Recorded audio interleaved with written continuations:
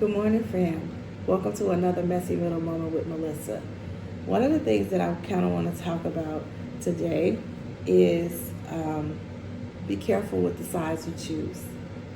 People will get you into some crazy situations, and you're thinking one thing, and they doing a totally different thing, and you're trusting what they're saying, and then you find out that your trust is misguided.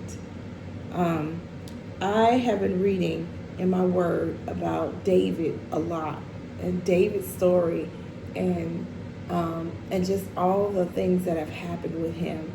And lately, I've noticed a pattern of some things that were happening to David, that people were being really ridiculous with him. He would show kindness. He would be really supportive. He would meet them at the point of their need. He would do all these things, and they would turn around and just really, man, it would just be jacked up. So one place that I want you to go today, if you can pick up your word, First Chronicles chapter 19, and I encourage you to read it all the way through. It's not very long. It is only, I want to say, 19 verses. But those 19 verses are totally chock with stuff. And it's such a huge lesson. One of the things that it points out, and I'll read just a little bit, is in the course of time, Nahash, king of the Ammonites, died, and his son succeeded him as king. David thought, I will show kindness to Hanun, son of Nahash, because his father showed kindness to me.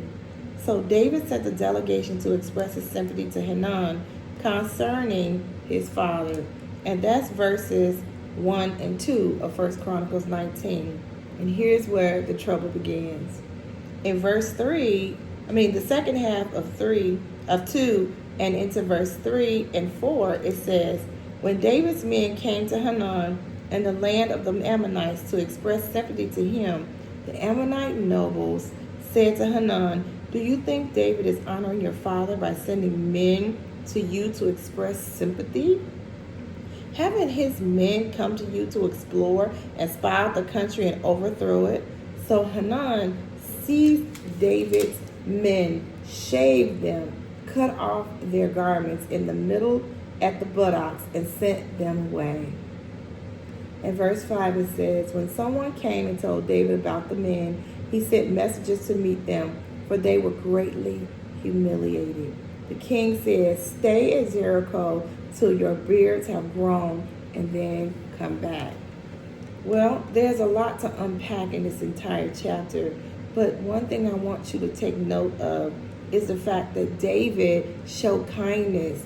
He was showing sympathy and support, the very thing that God requires us to do to others. But then those people sometimes have people in their ear telling them things that are absolutely not true, and then they get all in this wrong space, wrong feeling, and instead of trusting God or trusting that they had a history with these people that were good, they listened to the wrong folks.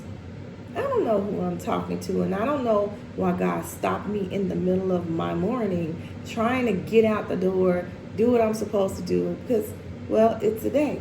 And it's not a day that I get to go to church, though I usually do, but it's a day where I get to see the hand of God move in ways that I don't, because I'm on mission. And every time I have to go on mission, He always gives me a special notice about something. And today, the thing that I'm learning in the middle of the mess that I'm watching, the middle of something that really disheartens me, but I have to trust that my prayers will be answered, because God has never failed me. But I also show kindness. I also have to show things that I never thought I would, and that's to extend olive branches to people who have not really ever extended it well to me. Well, that doesn't change the humiliation that you often feel. It doesn't change the things that people do. And in this instance, David was showing kindness, to a man after his father died because of his friendship with that man.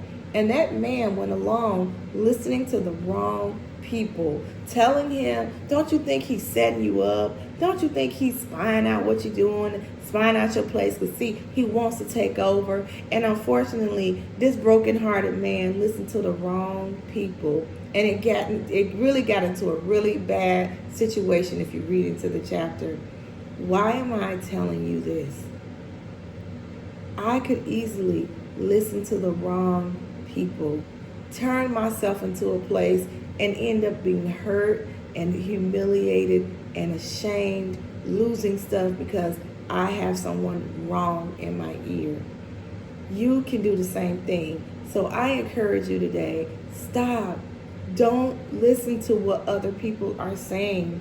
Go and go to the Lord and ask, what are these people's intentions? Because their intentions could be good and they're not trying to harm you.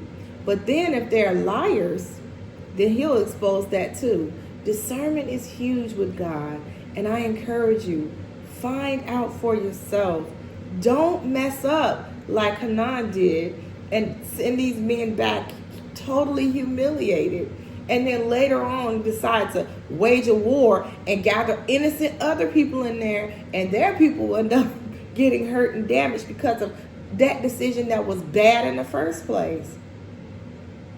I pray that whatever you're hearing from this, whatever God is trying to tell you, that you will take a moment and listen to it for yourself. I hope that your strength will be found in the Lord and in his word. God desires for us to show kindness. God desires for us to show up for people, especially those who are in the faith, and be a support to them. But God is not mocked, and he surely can never be fooled. If someone is doing something against you, God will make your way successful about being able to redeem yourself. And so I want you to know that you're not being fooled about anything.